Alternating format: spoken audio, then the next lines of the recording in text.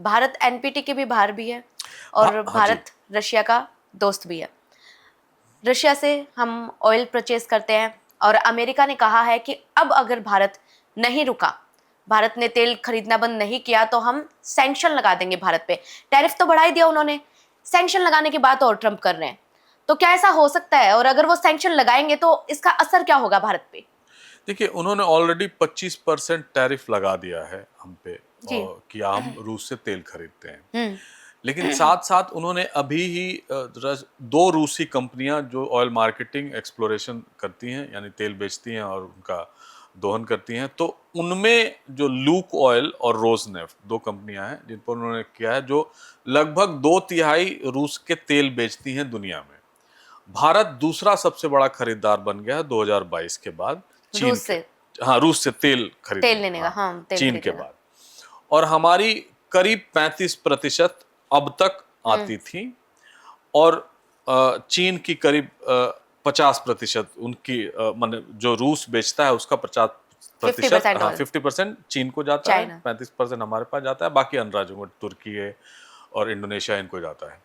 जी। अब उन्होंने जो रोजनेफ्ट और लुकोइल पे प्रतिबंध लगाए हैं, तो उनमें ये हुआ क्या कि जो भी उनके साथ ट्रेड करेगा उन पर सैंक्शन लगेंगे, यानी वो जो इंटरनेशनल यूएस डॉलर मैकेनिज्म है जो जी। ट्रेड का, उसमें वो पार्टिसिपेट नहीं कर सकते। तो मान लीजिए कोई बैंक करता है जहाँ मुद्रा विनिमय होता है, उसमें उस बैंक पर निषेध लग जाएगा और वो व्यापार नहीं कर पाएगा।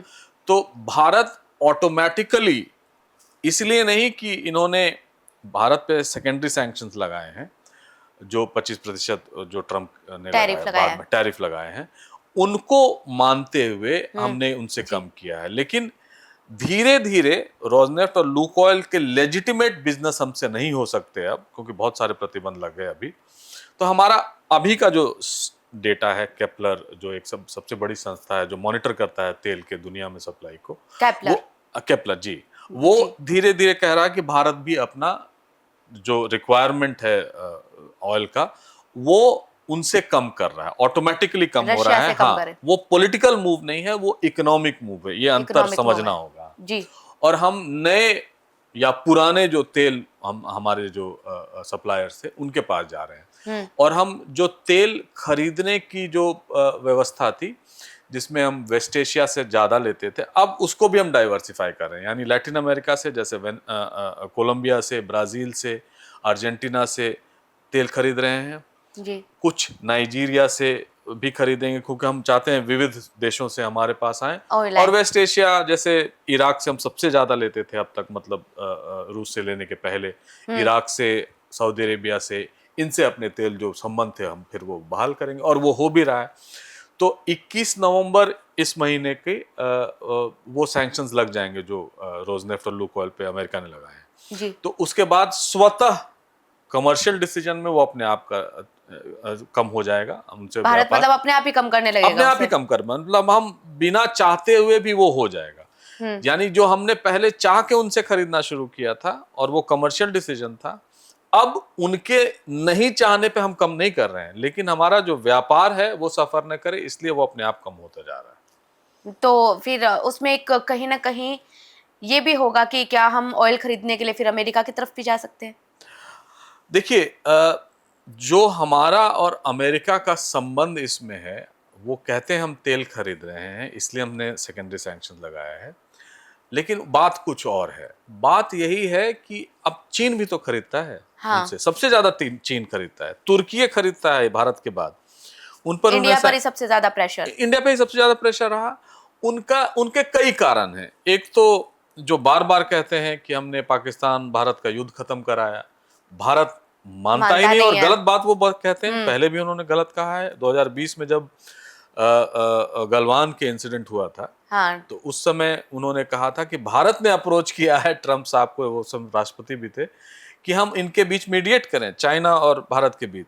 भारत ने अगले ही दिन कहा कि हमने कभी ऐसी बात नहीं की है। हर यहाँ बार भी पाकिस्तान ने घुटने टेके। हाँ, यहाँ भी वो वही कर रहे हैं, और पाकिस्तान को एडवांटेज देते हैं क्योंकि उन्होंने नोबेल प्राइज के लिए इनको नॉमिनेट किया। Peace prize. भारत कहता है कि नहीं, हमने अपने इसमें खत्म किया, कोई हमारा ऑब्जेक्टिव था वो पूरा हो गया, और हमने अभी भी कहा है कि अगर वैसा कुछ होता है तो हम फिर करेंगे, कंटिन्यू रहेगा, कंटिन्यूड रहेगा। ऑपरेशन सिंदूर। तो एक तो वो बात है। हाँ दूसरा है जो सबसे इम्पोर्टेंट है कि वो चाहते हैं कि जो हम अब तक रूस पर डिपेंडेंट है मिलिट्री हार्डवेयर के लिए, जी वो हम अमेरिका से खरीदना शुरू करें। अब आप ये समझिए कि 70 से 75% हमारे मिलिट्री हार्डवेयर, मतलब टैंक, एरोप्लेन या जो भी फाइटर जेट्स, वो रूसी रशिया से हार्डवेयर आते हैं, हैं। उनके प्लेटफॉर्म पे बने हैं। यानी उन पे जो तोप, गोले, बंदूक, जो गोलियां होती हैं या जो एक्सटिंग्विशेबल्स होते हैं, वो सारे उनके होते हैं। हमारी ब्रह्मोस मिसाइल भी। ब्रह्म कई आप नाम लीजिए, वो जी सारी उनके उनसे हम लेते हैं मैं आज पढ़ रही से। थी, बहुत इंटरेस्टिंग था। ब्रह्मोस का नाम भी ब्रह्मपुत्र और और मॉस्को मॉस्को से के नाम मिलकर पे, बना जी है। जी जी, और हम उनको बेचते भी हैं। वो जी सबसे बड़ी बात क्या है ना, रूस जो हमें आर्म्स बेचता है, जी उसका वो लाइसेंस दे देता है कि आप आगे इसको बना के बेच सकते हैं दूसरे राज्यों को। अमेरिका नहीं कहता है। अमेरिका कहता है कि आपको 100 मान लीजिए गन दिए हैं तो आप 100 ही करेंगे, इस तरह के गन का व्यापार आप नहीं करेंगे क्योंकि लाइसेंस मेरे पास है। हमारे पास है। अगर आपको व्यापार करना है, आप चाहते हैं, तो हमसे लाइसेंस लीजिए, हमें मुनाफा उसमें शेयर करने दीजिए।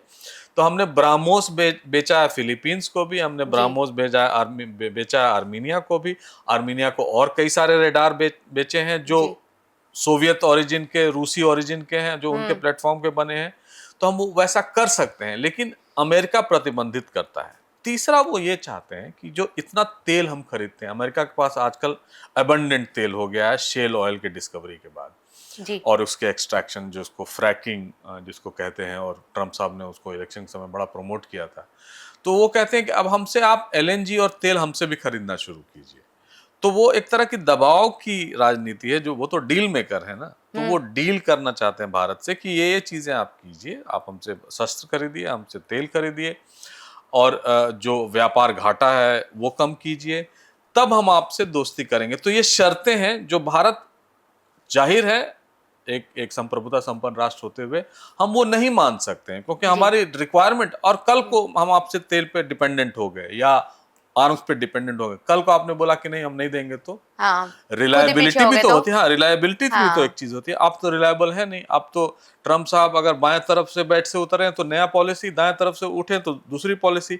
तो ऐसे में कौन देश उनसे व्यापार या उनसे संबंध ऐसे रखना चाहेगा जहां रिलायबिलिटी ही ना रहे, भरोसा नहीं है। भरोसा नहीं है, और किसी के मूड पे विदेश नीति और हमारी अर्थव्यवस्था तो चल नहीं सकती है। तो बिल्कुल भारत क्या, दुनिया के कई राज्यों का उनके प्रति यही कंप्लेन है कि आप जो है वो कंसिस्टेंट नहीं है अपने अप्रोच में। जी एक कंसिस्टेंट अप्रोच होता है, वो आपने नहीं रखा है, तो आप स्थिर नहीं है, तो आप कल को क्या करेंगे हम भी नहीं जानते। जी ये दिक्कत तो शायद अभी बहुत बड़ी है इनकी, क्योंकि यूक्रेन और यूक्रेन के अलावा इजराइल जो इनके सहयोगी है, उनके साथ भी इनकी कभी रिश्ते ऊपर कभी नीचे चल रहे हैं। अमेरिका के साथ, अमेरिका के साथ मैं ये भी पूछना चाहूंगी कि अमेरिका ने अभी जो टैरिफ वॉर शुरू किया है और टैरिफ इतने बढ़ा दिए, इस जो फैसले का खुद अमेरिका पर क्या असर पड़ेगा? क्योंकि अभी वहाँ शटडाउन भी लगा, और अमेरिका की जो अपनी अर्थव्यवस्था है, क्या वो नहीं हिल रही इसकी वजह से? क्या उस पर बैड इफेक्ट नहीं हो रहे? देखिए, अमेरिकी अर्थव्यवस्था बहुत स्ट्रांग है, जी और वो इंटरनली कंज्यूमर ड्रिवन भी है। यानी उनके जो लोग हैं वो काफ़ी खरीदारी करते हैं, या उनके कंज्यूमर बेस बहुत बड़ा है। टैक्सेशन की एक बहुत सुदृढ़ व्यवस्था है वहाँ जो चलती है। तो सेल्फ सफिशिएंट इकोनॉमी है कई मामलों में अमेरिका अपने आप में, और दुनिया के साथ व्यापार करता है। आप कोई भी चीज उठा लीजिए, वहाँ उसमें कहीं ना कहीं अमेरिकी छाप रहता ही है। रहती है, आजकल बड़ी चीन भी, कंपनियां भी अमेरिका की है। सारी कंपनियां, आप फोन देख लीजिए, आपके सामने जो है आपके कंप्यूटर्स देख लीजिए, जी आपकी घड़ियां देख लीजिए, कहीं ना कहीं गाड़ियां देख लीजिए, उनमें कहीं ना कहीं टेक्नोलॉजी अमेरिका की आ ही जाती है। जी तो अमेरिका अगर नहीं भी चाहे दुनिया से संबंध पहले जैसा रखना, तो वो रख सकता है, वो उतना समर्थ है, पावरफुल है अभी। पावरफुल है, उसकी सामर्थ्य काफी है उनके पास। और अमेरिका पहले भी ऐसे कर चुका है। अगर आप देखें कि प्रथम विश्व युद्ध और द्वितीय विश्व युद्ध के बीच अमेरिका ने एक, कहते हैं, मुनरो का सिद्धांत अपनाया था कि वो दुनिया से वो मतलब नहीं रखना चाहते थे, कि हम जी अपने आप में ही रहेंगे। उसी मुनरो के सिद्धांत पर वो वापस आना चाहते हैं कि अपनी व्यवस्था सुदृढ़ रखें, अपने एम्प्लॉयमेंट को हम जनरेट कर पाएं, और जो हमारा नेशनल इनकम है वो तो घटेगा नहीं, वो तो और बढ़ेगा, वैसी व्यवस्था चलती रहे। तो उसमें वो काबिल हैं। आपने ये भी मार्क किया होगा कि ट्रम्प साहब बहुत पैसे बचा रहे हैं या बढ़ाने की कोशिश कर रहे हैं कि टैरिफ से ज़्यादा आ जाएं, जो इंटरनल प्रोडक्शन है वो बढ़ जाए, जो एक हमारे बिजनेसमैन की तरह। बिजनेसमैन की तरह। हाँ। लेकिन आपने ये नहीं दिखा, अगर पैसे ही रेवेन्यू ही बचाने हैं ना, क्यों ना जो 900 बिलियन यूएस डॉलर आप खर्च कर रहे हैं अपनी सेना पे, उसको चलिए 850 बिलियन ही कर दीजिए, 50 बिलियन डॉलर तो बचेगा आपका। और कुछ वो नहीं करना चाहते हैं वो। आर्मी वाला। हाँ, आर्मी को सामर्थ्य रखना ही चाहते हैं, उतना ही पावरफुल बनाए रखना चाहते हैं जी। चूंकि उनको लगता है कि अमेरिका अगर पावरफुल रहेगा तभी वो प्रॉस्पर करेगा, समृद्ध होगा।